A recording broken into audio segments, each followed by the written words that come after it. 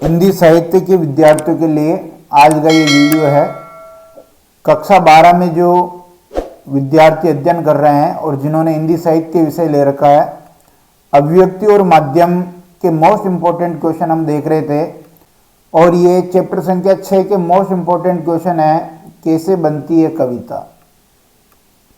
सृजनात्मक लेखन के अंतर्गत ये आता है। ब्लूप्रिंट और मॉडल पेपर पर आधारित ये प्रश्न है। पाठ संख्या 6, 7 और 8 ये तीनों पाठ मिलकर के आपके 3 अंक के प्रश्न पूछे जाएंगे इसमें से, जिसमें से एक तो होगा एमसीक्यू और दो नंबर का होगा, यानी एक प्रश्न 2 अंक के होंगे। 2 अंक का एक प्रश्न होगा लघुत्तरात्मक, और ये लघुत्तरात्मक पूछा जाएगा आपके अवबोध का। तो उसी हिसाब से हम ये प्रश्न तैयार करेंगे।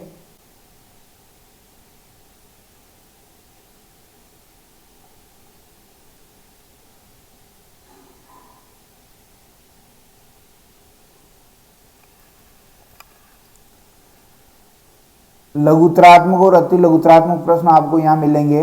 पहला प्रश्न है, कविता में शब्दों के महत्व पर प्रकाश डालिए। तो कविता की अनजानी दुनिया का सबसे पहला उपकरण शब्द है, मोस्ट है ये।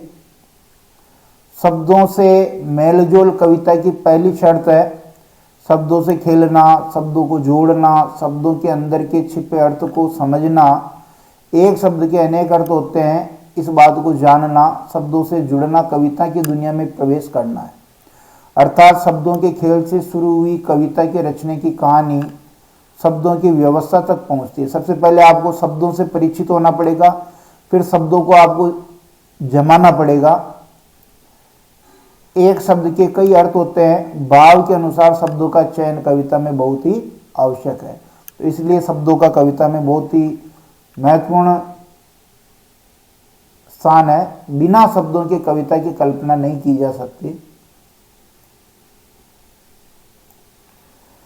दूसरा प्रश्न देखिए, कविता में वाक्य संरचना का ध्यान रखना क्यों आवश्यक है, या फिर कविता में वाक्य संरचना क्या है, या फिर कविता में शब्दों के पर्याय की संभावना क्यों नहीं है। यानी शब्द हमने देख लिया, अब शब्द के बाद का अपना अगला पड़ाव है वाक्य संरचना। अब ये वाक्य संरचना क्या है, इसका कैसे ध्यान रखें। कविता में वाक्य संरचना का ध्यान रखना भी अति आवश्यक है, क्योंकि किसी पंक्ति की संरचना को बदल देने पर अर्थ भी बदल जाएगा। अगर हमने शब्दों को आगे पीछे किया, वाक्य संरचना में बदलाव किया, तो अर्थ बदल जाएगा।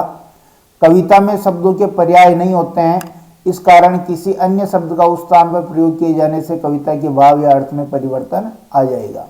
पर्यायवाची नहीं होते हैं। जैसे आपने वो एक दोहा सुना होगा, रहीमन पानी राखिए बिन पानी सब सोनर, पानी गए न उबरे मोती मानस चून। अब यहां पानी के 3 अर्थ थे, लेकिन अगर आपने पानी की जगह जल कर दिया तो ये अर्थ समाप्त हो जाएंगे, केवल एक ही अर्थ रहेगा उसका। इसलिए आप पर्याय नहीं रख सकते। अतः एक कवि या लेखक को इनकी जानकारी होनी चाहिए।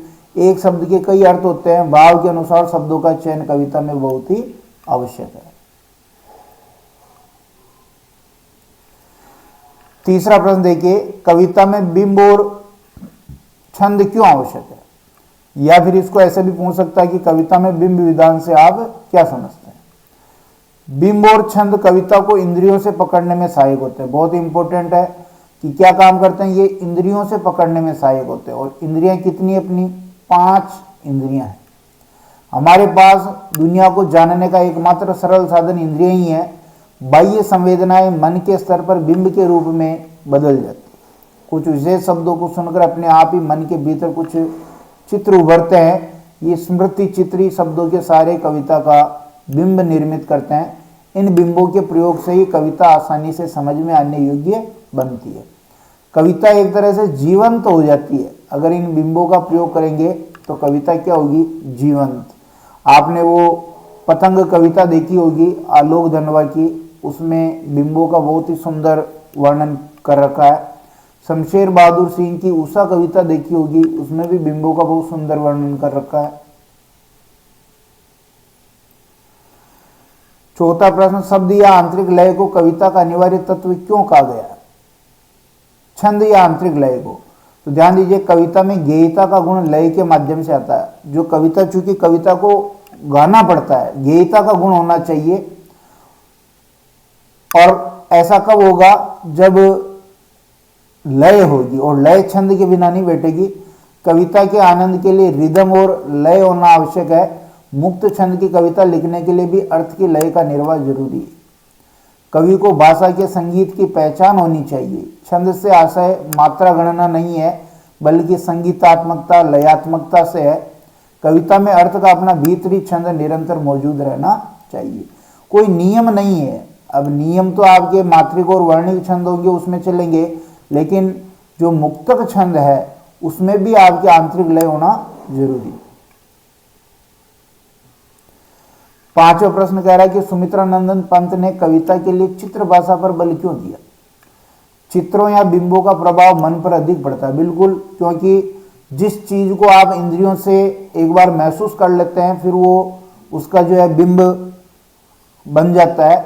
दृश्य बिंब अधिक बोधगम्य होते हैं। वेरी मोस्ट है ये कि जो दृश्य बिंब, एक बार जिस चीज को हम आंखों से देख लेते हैं वो जल्दी समझ में आते हैं, क्योंकि देखी हुई हर चीज हमें प्रभावित करती है। कविता की रचना करते समय सर्वप्रथम दृश्य और श्रव्य बिंबों की संभावना तलाशनी चाहिए। अगर कोई कवि है तो सबसे पहले कविता में वो दृश्य बिंब तलाशे, उसके बाद श्रव्य बिंब। दो मुख्य है, क्योंकि दृश्य बिंब का संबंध आपकी आंख से है और श्रव्य बिंब का संबंध आपके कान से है।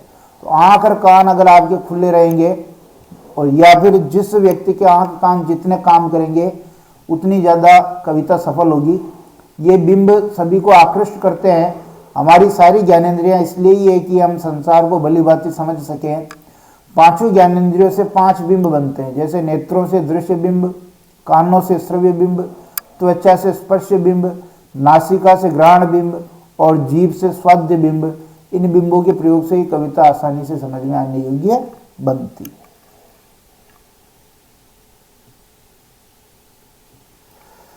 छठा प्रश्न कह रहा है कि कविता में परिवेश का क्या महत्व है, या फिर कविता के सारे घटक परिवेश और संदर्भ से परिचालित होते हैं, कैसे? परिवेश का मतलब वातावरण। अब ध्यान दीजिए, अगर मान लो गांव का वातावरण है तो शब्द कैसे होंगे? ग्रामीण। ग्रामीण जनजीवन से जुड़े हुए शब्द होंगे, यानी तद्भव शब्द होंगे। और मान लो वही परिवेश आपके जैसे शहरी है या पढ़े लिखे व्यक्तियों वाला परिवेश है, तो वहां आप तत्सम शब्दों का प्रयोग कर सकते हैं। कविता का सबसे महत्वपूर्ण तत्व देश काल और वातावरण अर्थात परिवेश होता है। उसी के अनुरूप कविता के सारे घटक परिचालित होते हैं और भाषा, संरचना, बिंब, छंद आदि का चुनाव किया जाता है।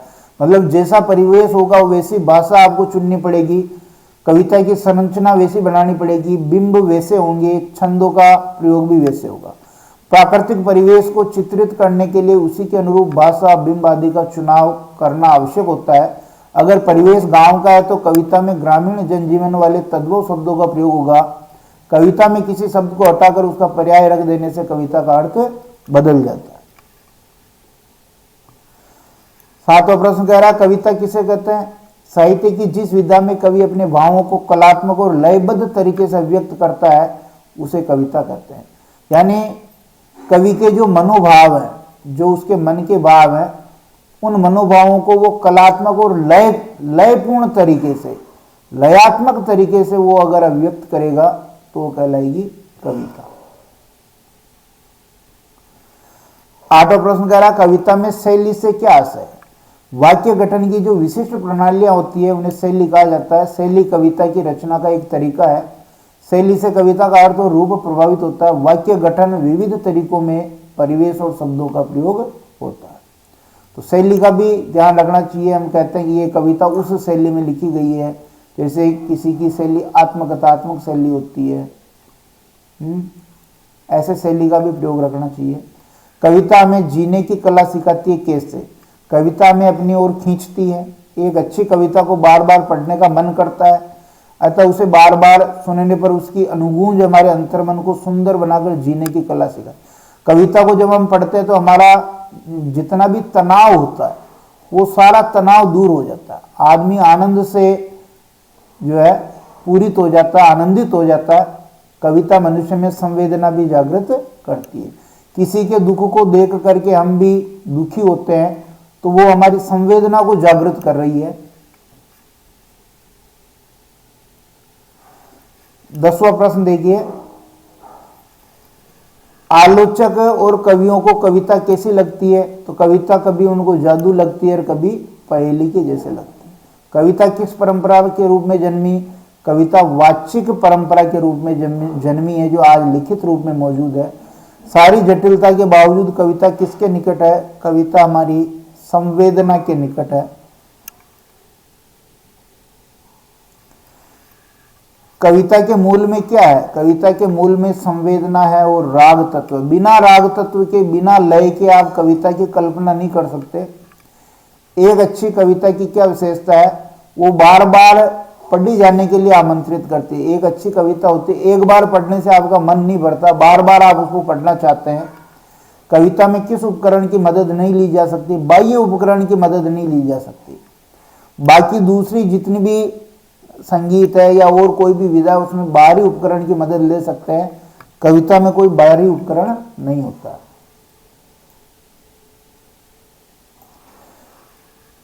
कविता की अनजान दुनिया का सबसे पहला उपकरण क्या है? मोस्ट इंपोर्टेंट प्रश्न है और उसका उत्तर है शब्द। बिना शब्द के कोई काम नहीं चलेगा। कविता की पहली शर्त क्या है? शब्दों से मेल जोल कविता की पहली शर्त है। कविता की दुनिया में प्रवेश कैसे किया जा सकता है? शब्दों से जुड़ करके, जो नए नए शब्द हैं उनसे जुड़ करके कविता की दुनिया में प्रवेश किया जा सकता है। बच्चों की रचनात्मकता आकार कैसे लेने लगती है? तुकबंदी के प्रयास में। जो भी शब्द वो लाएगा धीरे धीरे उसकी तुक बिठाने की कोशिश करेगा, और वो जो तुकबंदी का प्रयास है, वो तुकबंदी का प्रयास रचनात्मकता, क्रिएटिविटी उसमें आने लगती है। शब्दों के खेल की क्या विशेषता है? शब्दों का जो खेल होता है एक ऐसी दुनिया में ले जाता है जहाँ रिदम है, लय है और एक व्यवस्था है।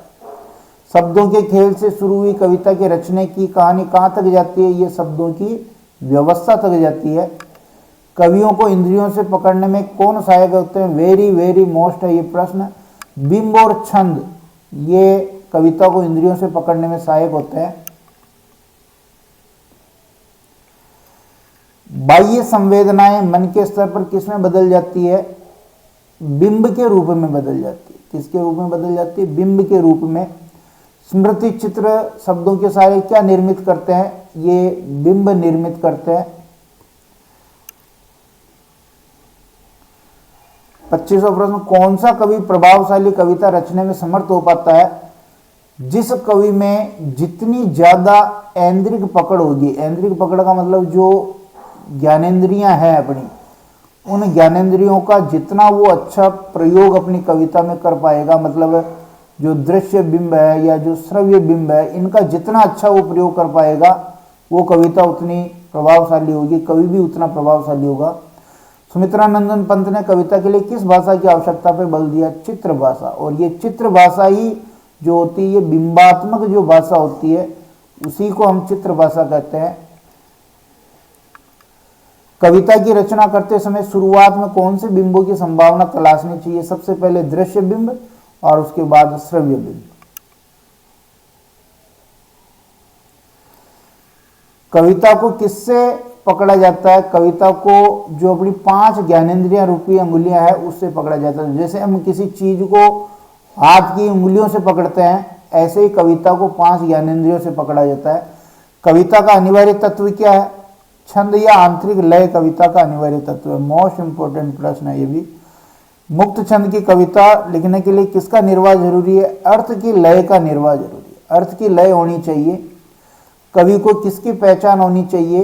भाषा के संगीत की पहचान कवि को होनी चाहिए।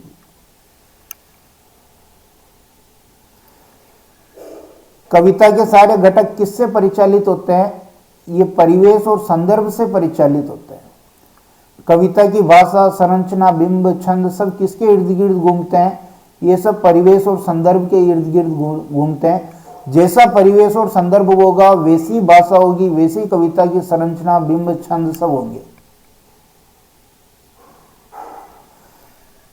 परिवेश के साथ साथ कविता के सभी घटक किससे संचालित होते हैं? ये भाव तत्व से संचालित होते हैं। वाक्य गठन की जो विशिष्ट प्रणालियां होती है उन्हें क्या कहते हैं? उन्हें हम शैली कहते हैं। कविता के तत्वों को उजागर करने वाली आंतरिक क्षमता को क्या कहते हैं? प्रतिभा। ये भी वेरी वेरी मोस्ट है। छंद के अनुशासन की जानकारी क्यों जरूरी है? ये आंतरिक लय के निर्वाह के लिए छंद की जानकारी जरूरी है। कविता में कवि की ताकत क्या बन जाती है? कम से कम शब्दों में अपनी बात कह देना और कभी कभी तो शब्दों या दो वाक्यों के बीच कुछ अनकही छोड़ देना कविता की या कवि की ताकत बन जाती है। भारतीय विचारकों ने प्रतिभा किसे कहा है? कविता रचने के लिए चीजों को देखने की जो नवीन दृष्टि है, एक नजरिया है चीजों को देखने का, पहचानने का, उसे प्रतिभा कहा, जिसके बिना काव्य लेखन संभव नहीं। प्रतिभा जन्मजात होती है।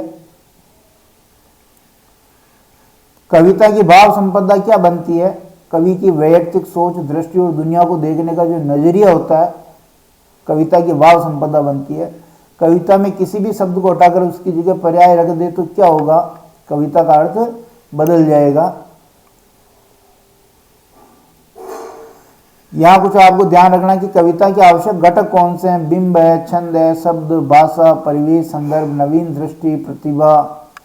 शब्दों से मेलजोल बढ़ाने का मुख्य लाभ क्या है? शब्दों में छिपे अर्थ को जान पाते हैं। और प्ले विद द वर्ड्स कथन किसका है? W.H. ऑर्डन का ये कथन है। इसी प्रकार हम जो नाटक और कहानी पाठ है उनके भी प्रश्न उत्तर लेके आएंगे। धन्यवाद।